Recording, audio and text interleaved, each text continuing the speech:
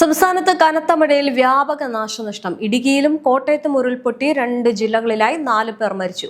പത്തനംതിട്ട ടൗണിൽ വെള്ളം കയറി 8 ജില്ലകളിൽ റെഡ് അലേർട്ട് പ്രഖ്യാപിച്ചിട്ടുണ്ട്. പത്തനംതിട്ട, കോട്ടയം, ഇടുക്കി, മലപ്പുറം, കോഴിക്കോട്, വയനാട്, കണ്ണൂർ, കാസർഗോഡ് ജില്ലകളിലാണ് റെഡ് അലേർട്ട് പ്രഖ്യാപിച്ചത്. ഇടുക്കി കുടയത്തൂർ അടൂർ മലയിലുണ്ടായ ഉരുൾപൊട്ടലിൽ മഷിക്കല്ലയിൽ സുമതി മരിച്ചു.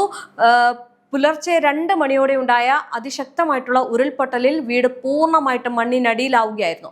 അപകട സമയത്ത് വീട്ടിലുണ്ടായിരുന്ന ഭർത്താവ് രവിയും മകൻ രതീഷും അത്ഭുതകരമായിട്ട് രക്ഷപ്പെട്ടെങ്കിലും സുമതി മണ്ണിനിടയിൽ കുടുങ്ങിപ്പോവുകയായിരുന്നു. ഫയർഫോഴ്സും പ്രദേശവാസികളും നടത്തിയ തിരച്ചിലിനൊടുവിലാണ് മൃതദേഹം കണ്ടെടുത്തത്.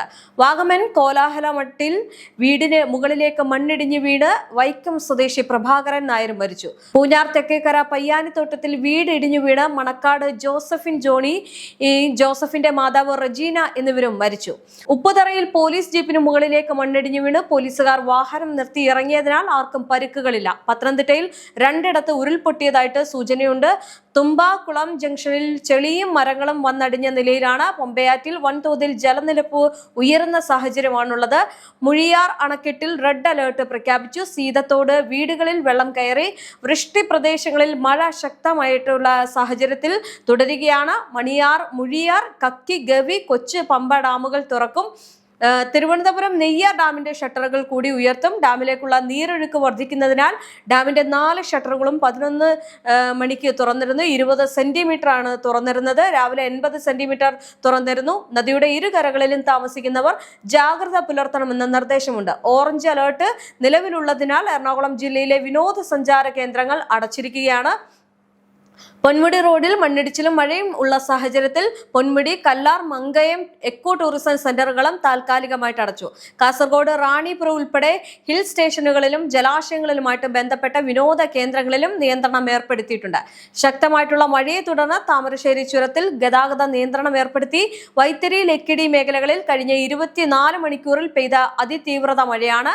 ജില്ലയിൽ നിന്നും കോഴിക്കോടേക്കും തിരിച്ച് അത്യാവശ്യമില്ലാത്ത യാത്രകൾ ഒഴിവാക്കണമെന്ന് നിർദ്ദേശമുണ്ട്. ജില്ലയിൽ മഴ ശക്തമായതിനാൽ പൊതുജനങ്ങൾ ജാഗ്രത പാലിക്കണമെന്നും താമരശ്ശേരി ചുരത്തിലൂടെയുള്ള അത്യാവശ്യമല്ലാത്ത യാത്രകൾ ഒഴിവാക്കണമെന്നും ജില്ലാ കളക്ടർ. ശക്തമായ മഴ കാരണമുണ്ടായ വെള്ളക്കെട്ടിൽ വിവിധയിടങ്ങളിൽ ഗതാഗതം തടസ്സപ്പെട്ടിരിക്കുകയാണ്. കോഴിക്കോട് പാലക്കാട് ദേശീയപാതയിൽ മലപ്പുറം മേങ്ങോത്തും കോഴിക്കോട് കൊല്ലങ്കൽ ദേശീയപാത 766 ഈങ്ങാപ്പുഴയിലും റോഡിൽ വെള്ളം കയറി. മലപ്പുറം വടക്കേ മണ്ണിലുണ്ടായ മണ്ണിടിച്ചിലിൽ മലപ്പുറം കോട്ടക്കൽ പാതയിൽ ഗതാഗതം തടസ്സപ്പെട്ടു.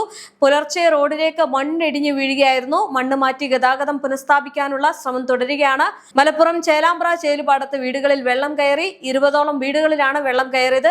ചേലുപാടം ഇടിമുഴിക്കൽ റോഡ് വെള്ളത്തിലായി. ശക്തമായിട്ടുള്ള മഴയെ തുടർന്നാണ് ദേശീയപാതയിൽ നിന്ന് വെള്ളം കുത്തിയൊലിച്ച് വന്നത്. ഈ ഒരു കാരണമാണ് വെള്ളം കയറാൻ കാരണം. ഈരാറ്റുപേട്ട ടൗണും വീടുകളും കടകളും പാലങ്ങളും അടക്കം വെള്ളത്തിലാണ്. വയനാട് കാവുമന്തത്ത് വീടുകളിൽ വെള്ളം കയറി. പുഴയിലെ ജലനിരപ്പ് ഉയർന്നതാണ് വെള്ളം കയറാൻ കാരണമായത്. പ്രദേശത്തെ 6 കുടുംബങ്ങളെ മാറ്റിപ്പാർപ്പിച്ചു. കനത്ത മഴയിലും കാറ്റിലും കാസർഗോഡ് പനത്തടിയിൽ വീട് തകർന്നു. നെല്ലിക്കുന്ന് ജെ രാജേഷിന്റെ വീടാണ് തകർന്നത്. ആർക്കും പരിക്കുകളില്ല. കൊല്ലം തങ്കശ്ശേരിയിൽ വെള്ളം മറിഞ്ഞ് ഒരാളെ കാണാതായി. 6 പേർ പോയ വെള്ളമാണ് മറിഞ്ഞത്. 5 പേരെ രക്ഷപ്പെടുത്തി. കൊല്ലം നീണ്ടകരയിൽ വെള്ളം മറിഞ്ഞുണ്ടായ അപകടത്തിൽ മരണം 2 ആയി. കാണാതായ പുത്തൻതുറ സ്വദേശി രാധാകൃഷ്ണന്റെ മൃതദേഹമാണ് കണ്ടെത്തിയത്. അപകടത്തിൽപ്പെട്ട രാധാകൃഷ്ണന്റെ മകൻ ഗൗതമിനെ കണ്ടെത്താനായിട്ടില്ല. ദുരിതാശ്വാസ ക്യാമ്പ് ആരംഭിക്കാൻ നിർദ്ദേശം നൽകിയതായിട്ട് റവന്യൂ മന്ത്രി AP അനിൽകുമാർ വ്യക്തമാക്കിയിട്ടുണ്ട്. മുന്നൊരുക്കങ്ങൾ സംബന്ധിച്ച് കളക്ടർമാർക്ക് നേരത്തെ തന്നെ നിർദ്ദേശം നൽകിയിരുന്നു. ആലപ്പുഴയിൽ കൂടുതൽ ക്യാമ്പുകൾ വേണ്ടിവരുമെന്നും അനിൽകുമാർ പറഞ്ഞു. റവന്യൂ മന്ത്രി വിളിച്ച കളക്ടർമാരുടെ യോഗം അവസാനിച്ചു. അതിശക്തമായിട്ടുള്ള മഴയാണ് ഇപ്പോൾ ജില്ലകളിൽ ഉണ്ടായിരിക്കുന്നത്. ജാഗ്രതാ നിർദ്ദേശങ്ങൾ പാലിച്ചിട്ടുണ്ട്. അനാവശ്യമായിട്ടുള്ള യാത്രകൾ ഒഴിവാക്കാനും വെള്ളത്തിൽ ഇറങ്ങരുത് എന്നുള്ള ജാഗ്രതാ നിർദ്ദേശങ്ങൾ നൽകിയിട്ടുണ്ട്. കൺട്രോൾ റൂമുകൾ തുറന്നിട്ടുണ്ട്. അത്തരത്തിലേക്കാണ് കാര്യങ്ങൾ പോകുന്നത്. എന്തായാലും മഴ കനക്കുകയാണ്. ഈ മഴയിൽ വലിയ നാശനഷ്ടങ്ങൾ ഉണ്ടായതായിട്ട് തന്നെയാണ് കണക്കാക്കുന്നത്. വരും മണിക്കൂറുകളിൽ മഴ ശക്തമാകാനുള്ള സാധ്യതകളും ഏറെയാണ്.